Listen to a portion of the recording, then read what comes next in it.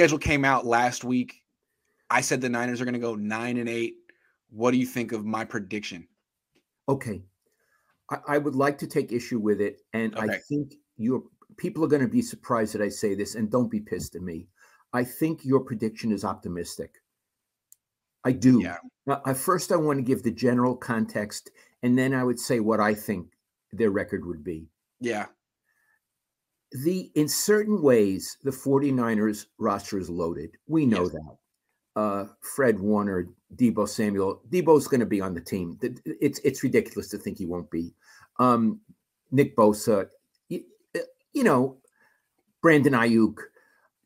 But you've made a point over the last several months of saying, and I've agreed, that the team they have now is not as good as the team that finished the season, that got beat in the NFC Championship game.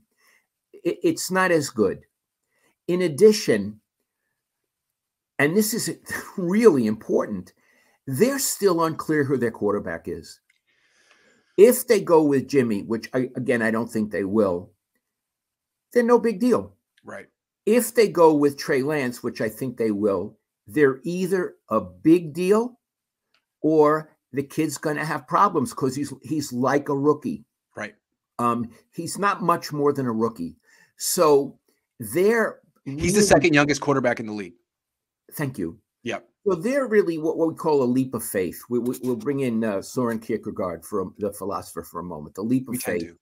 And the leap of faith is that this kid, just by running the scout team and doing all of that, is all of a sudden going to be Mahomes. Well, We'll see. Yeah. So here's what I think: the team, despite being loaded in many ways, has key flaws, including the offensive line, which they don't seem to even consider improving. And the offensive line, if it's blocking for the kid, he could be sacked a lot of times.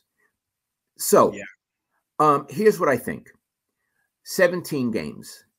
Let's say they split their games in their division. I think that's fair. And they could even lose more than that. But let's say they only lose 3 in the division. Mm-hmm. Iggy, they have the AFC West. Yeah. That's a hell of a conference. I mean, of a division. Yeah. Iggy, I think they're going to lose all those games. They certainly could. I mean, even the Raiders, which I think are probably the Raiders or Denver. But Denver, look at the quarterback they have. Russell Wilson. And that's the 7 Raiders, losses right there. I think they're going to lose those 4 games. Yeah. Look, guys, I apologize.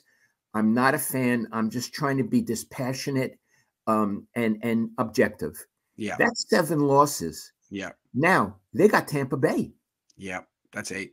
They're not going to beat Tampa Bay. So what I did was I had them. I counted those 8 losses, and I had them winning the rest of their games on the schedule. And I think I just lost my touch. Like in the past, I would have been harder. But I think I just said I don't really want to predict a losing record. So let me just give them the rest of their game. I'm not, but I want to say more. Yeah. So I've got them at how many losses now? 7? 8. Iggy, they could easily lose to New Orleans. That's the one. I gave them the win over New Orleans, and I've been thinking about it ever since. It's like New Orleans is really good. And say what you want about Jameis Winston, he's got a lot more experience than Trey Lance. So that's 9 losses, and in my world, you always get knocked off one time you don't expect to. Yeah. So I'm saying this is me trying to be objective.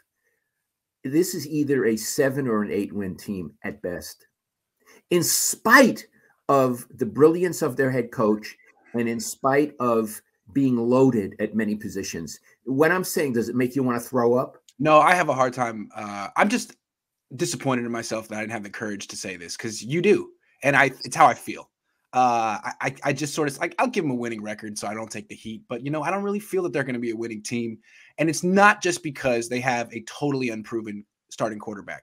They're going to have a totally unproven starting left guard, starting nose tackle, starting strong safety, starting nickelback. I mean, they decided that this was the year to just roll out a bunch of guys with no experience and see what happens. And so some of those guys could end up being really good, but they could all end up being no good, or maybe one of them's good. So I think there's a wide range of what this could be. If they're all good, this could be a 13-win team. If they're all flops, this could be a 6-win team. So I see what you mean. They have a lot of unknowns. It's not just the quarterback. I think so. Yeah. Iggy, so are you saying that now that I've said it, you tend to maybe agree with me a little? I don't really have an argument to counter you. Kajukin says, and new coaches as well. That's true. The entire coaching staff on offense essentially is new. The offensive coordinator is gone. They've said this is it's a transitionary year. They said they're trying to dial back spending. It doesn't seem like they're making a big push to win as many games as possible. They're still good though. I don't know how Yes, good they are. Yeah. And they could win. I mean, they could beat AFC teams. Maybe I'm wrong. Maybe they'll run the division. Yeah. I just don't think so. I have an interesting question, sweetie. Sure. Sweetie. I'm sorry. I love him. Sweetie. Yeah, I used to call him Sweetie in the press box, and Mike Schumann, he would make so much fun of me. I would forget. Yeah. I would think I was in the living room at home, and I would call him Sweetie, and then all of a sudden you'd hear Mike Schumann behind us. Hi, Sweetie. Yeah, he only calls me Sweetie. He only calls you Sweetie, That's right? That's the only way he refers to me, which is fair. Okay. Do you think you you bumped up their record to 9 wins because you didn't want to come across as the Grinch? Yes. Yes. Okay.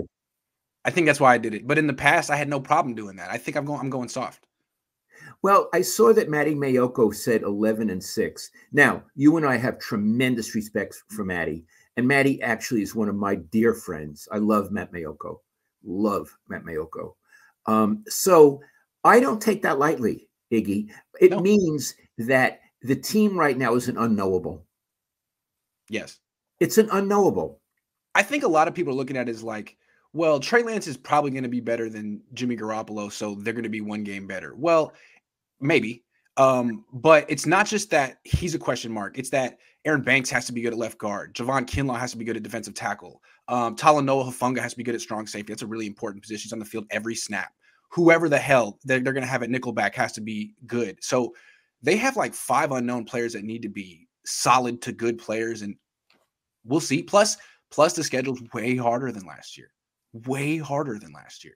Yeah, it could be it almost seems like they're bracing for a disappointing season. That's the way I feel. And John Lynch said that he knew they were going to cut back on the spending this year. Excuse me. I had 4 decades covering professional sports.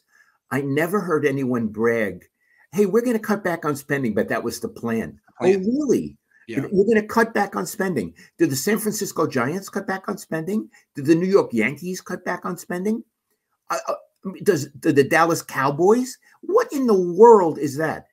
It's an outrageous thing for someone to say with a straight face in a league where the cap goes up every year. And this team is worth almost $5 billion. They're one of the most lucrative teams in the NFL. Plus, the Yorks, they're very proud of it. They're venture capitalists, Dad.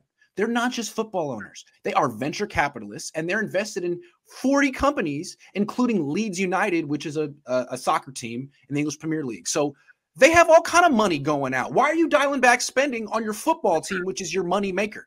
So you can spend more on freaking Leeds United? Like, what the hell? Explain that. Well, look, I have a suggestion for them if money is a problem. You know, when you drink a Coke and you bring the can back, I think you get a nickel. Sure. And the water bottels, that's true. You save them up. Save them up and bring them over to Safeway or Lucky. Yeah. And John York, he doesn't have that much to do these days. Yes. Do you like put him in a machine and you get a nickel? Yeah, I think that's exactly what John York could do. Yeah, he'd be in the community. They'd see him doing that, and I think maybe that could get him some free agents. So, Dad, again, you said, hold on, 7 to 8 wins. That's a really precarious position to be in if you're the Niners. From the Niners' perspective, if they know that's a real possibility, man, must be a pretty tense offseason.